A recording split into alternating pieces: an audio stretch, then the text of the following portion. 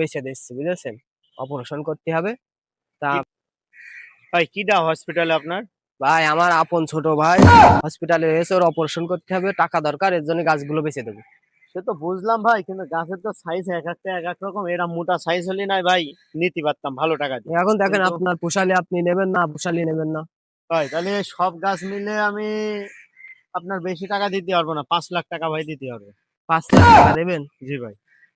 Operation করতে তো 4.5 লাখ টাকা লাগবে, আর 1 লাখ টাকা লাগে ভাই কাজে।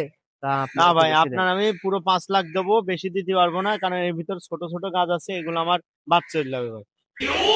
আচ্ছা ঠিক আছে, দেন।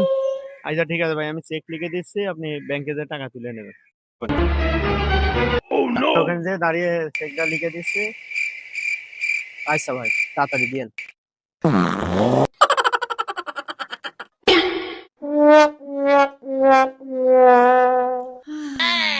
নেন